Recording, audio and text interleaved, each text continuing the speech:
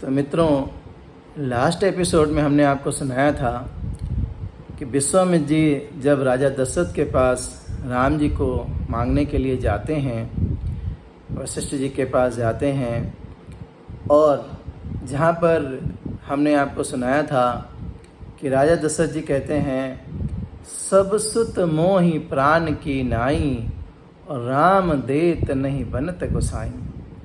तो आज ये समझने की कोशिश करते हैं कि राजा दशरथ जी ने ऐसा क्यों कहा कि राम देत नहीं बनत गोसाई। इसमें कई कहानियाँ सामने आती हैं, जैसा कि भजन में भी कहा गया है, लड़के हैं राम लक्ष्मण कैसे करें लड़ाई, लड़के हैं राम लक्ष्मण कैसे करें लड़ाई, रघुबर प्रभु को देते बनता नहीं गोसाई। और यही बात तुलसीदास जी ने भी रामचरितमानस में लिखी है।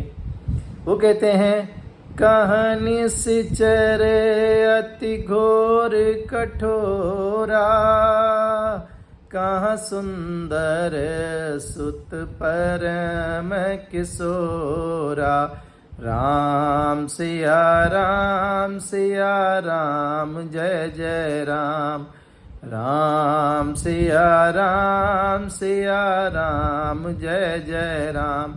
तो पहली बात जो है वो यही है कि राजा दशरथ जी कहते हैं कि कहाँ ये छोटे छोटे बच्चे, ये लड़ने के लिए कहाँ हैं। अगर लड़ना है तो मैं अपनी सेना भेज देता हूँ, बताइए जितनी चाहिए, लेकिन कहाँ ये छोटे छोटे बच्चे और कहाँ वो भयंकर निश्चर, ये इनसे लड़ने के लिए कहाँ हैं। तो पहला रीज़न तो ये है। दूसरा एक बड़ा खास प्रसंग आता है, जो है जटायु का प्रसंग। हम सब ने सुना है कि जब सीता जी का अपहरण हुआ तो जटायु ने कैसे अपनी पूरी ताकत लगा करके रावण को से बचाने की कोशिश की थी, लेकिन वो बचा तो नहीं पाए थे, लेकिन फिर भी उन्होंने अपनी प्राणों की आहुति तक दे दी थी। लेकिन आखिर जटायु ने क्यों ऐसा किया था, उसकी एक बड़ी पुरानी कहानी स्टोरी आती है कि प्रजापति कश्यप और पत्नी विनता के 2 पुत्र हुए थे, अरुण और गरुण। गरुण जी की भगवान विष्णु की शरण में आ गए थे और अरुण जी सूर्यदेव के सारथी हो गए थे, और इन्हीं के पुत्र संपाति और जटायु जी हुए थे। तो जटायु जी के बारे में कहते हैं कि एक बार राजा दशरथ जब अपने साम्राज्य में सूखा पड़ गया, अकाल पड़ गया, तो उन्होंने अपने पुरोहितों से समझा कि इसका निवारण कैसे हो सकता है। तो पता चला कि अगर शनि महाराज को रोक लिया जाए, क्योंकि शनि की दिशा अगर वो बदल गई तो ये लगातार 12 वर्षों तक ये सिचुएशन रहेगी। और इसलिए वो शनिदेव के पास जाते हैं और वहीं पर उनका रथ शनिदेव की कहते हैं दृष्टि पड़ने से टूट जाता है और वो गिरने लगते हैं। और जब वो गिर रहे होते हैं तो उस समय जटायु जी देखते हैं कि हमारा राजा हैं जो ऐसे रथ सहित नीचे गिर रहे हैं। और जटायु जी अपने पंखों पर राजा दशरथ को पूरे रथ के साथ अपने पंखों पे ले लेते हैं और धीरे धीरे ज़मीन पे उतार देते हैं। जब राजा दशरथ को सामने जटायु जी दिखते हैं, जब उन्हें होश आता है, देखते हैं, तो कहते हैं कि तुम मेरे से कुछ वरदान मांग लो। जटायु जी कहते हैं कि नहीं, ये तो मेरा कर्म था, ये मेरा फ़र्ज था जो हमने निभाया, और अगर मैं कुछ मांगूंगा तो ये तो बिज़नेस हो जाएगा, इसलिए मेरे को कुछ चाहिए नहीं।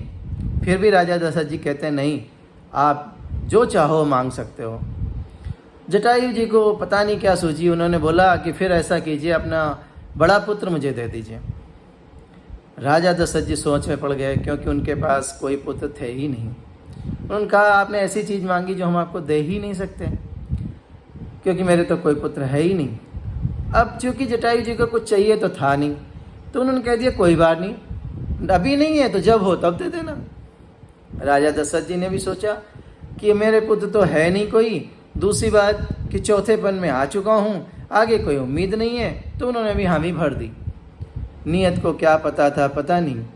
बाद में राजा दशरथ जी के 4 पुत्र होते हैं, राम जी सबसे बड़े पुत्र होते हैं। और जब ये पता चलता है कि भगवान राम ने वहाँ पर जन्म लिया है, सभी लोग अयोध्या जी की तरफ जा रहे थे, तो जटायु जी भी वहाँ पहुँच गए थे, क्योंकि उनको पता था कि हमने इस तरह से वरदान मांगा था। राजा दशरथ के दरबार में घर में बड़ी खुशियाँ मन रही थी। उसी समय जब जटायु जी पहुँचते हैं तो पूरा हाहाकार मच जाता है, लोग समझते हैं कि अटैक हो गया है। और लेकिन जटायु जी कहते हैं कि मैं राजा दशरथ का मित्र हूँ और मेरा उनका कुल लेन देन बाकी है। जब दरबारी जा कर के राजा दशरथ को ये बताते हैं तो वो कहते हैं कि हाँ, मुझे याद है कि मैंने उनको वचन दिया था। उन्हें बुलाते हैं और चूँकि इस रघुकुल में ये खास बात रही है, रघुकुल रीति सदा चली आई, प्राण जाए पर वचन न जाई। तो वचन कैसे वो झूठा हो सकता था। उन्होंने कहा ठीक है, हमने ये वचन दिया था, ये बड़ा पुत्र आपका हुआ। जटायु जी राम जी को खूब प्रेम से अपने पंखों में भरते हैं, प्रेम करते हैं और फिर राजा दशरथ को सौंप देते हैं। कहते हैं मैं तो घूमता हुआ पक्षी हूँ, मैं इन्हें कहाँ रखूँगा, आप मेरी अमानत समझ करके, मेरी धरोहर समझ करके अपने पास रखिए, जब हमें ज़रूरत होगी तब ले लेंगे। तो ये इतनी बड़ी कहानी है। तो राजा दशरथ जी कहते हैं मैं इन्हें कैसे दे सकता हूँ, क्योंकि ये मेरी अमानत तो है ही नहीं, ये तो जटायु जी की अमानत है, मैं किसी और की अमानत आपको कैसे दे सकता हूँ। राम देत नहीं बनत गोसाई। कितना सुंदर वृत्तांत है, क्या आनंद आता है सब सुन करके। यही नहीं, राजा दशरथ जी कहते हैं, क्योंकि विश्वामित्र जी तो ले जाने पे हुए थे, उनको चाहिए और वो मान नहीं रहे हैं, वो बार बार अपनी बातें कहते जा रहे हैं। इस पर भी जब नहीं माने तो राजा दशरथ जी कुछ और पैतरा बदलते हैं। कहते हैं कि राम जी मेरे नहीं हैं, ये तो ट्रस्ट की संपत्ति है और ट्रस्ट की संपत्ति को मैं नहीं दे सकता। कैसे? क्योंकि तुलसीदास जी ने लिखा है, विप्रधेनु सुर संतहित लीन मनुज अवतार, निज इच्छा निर्मित तनु माया गुण गोपाल। यानी कि विप्र जितने भी साधु समाज, सन्यासी, ब्राह्मण, इनकी रक्षा के लिए, धेनु गाय, सुर देवताओं की, संत, इन सब के हितों की रक्षा करने के लिए इनका जन्म हुआ है। ये मेरे नहीं हैं, ये तो केवल ट्रस्ट की संपत्ति हैं और मैं तो केवल ट्रस्टी हूँ। अब ट्रस्ट की संपत्ति को मैं आपको कैसे दे सकता हूँ। देखिए कितना सुंदर जवाब देते हैं विश्वामित्र जी। कहते हैं कि जब मैं आपके पास आया तो आपने मेरा आदर सत्कार किया। पिछले एपिसोड में मैंने सुनाया है, करी दंडवत मुनि सन्मानी, निज आसन बैठार नियानी। राम सिया राम जय जय राम, राम सिया राम जय जय राम। तो जब विश्वामित्र जी आते हैं तो राजा दशरथ उनका स्वागत सत्कार करते हैं और प्रणाम करके उन्हें अपने आसन पे आके बिठा देते हैं। तो जब अपने आसन पे लाके बिठा देते हैं, वही अब विश्वामित्र जी यूज कर रहे हैं।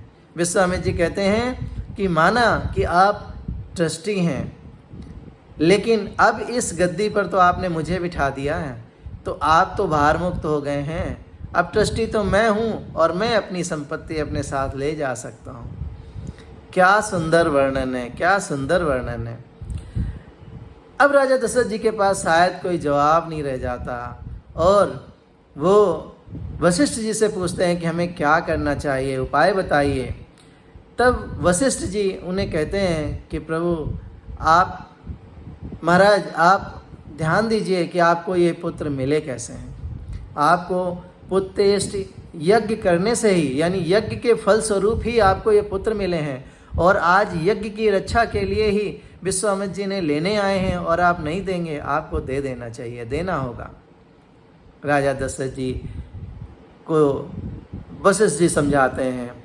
तब वशिष्ठ बहु विधि समझावा, नप संदेह नासता पावा।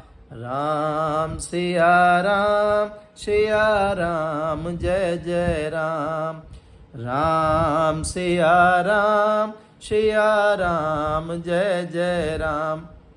तो इस तरह यही खास बात होती है ऋषि मुनियों की और महान लोगों की, कि वो अपने पर्सनल ईगो, पर्सनल मैटर नहीं देखते, वो समाज के लिए, मानवता के लिए देखते हैं। तभी वशिष्ठ जी ने विश्वामित्र जी की राह में कोई अड़चन नहीं लगाई और उन्होंने राजा दशरथ को मनाया कि उन्हें दे दिया जाए।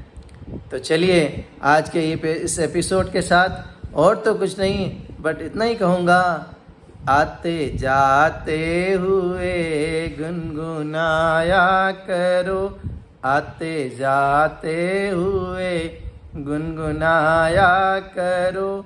राम बोला करो, राम गाया करो, राम बोला करो, राम गाया करो।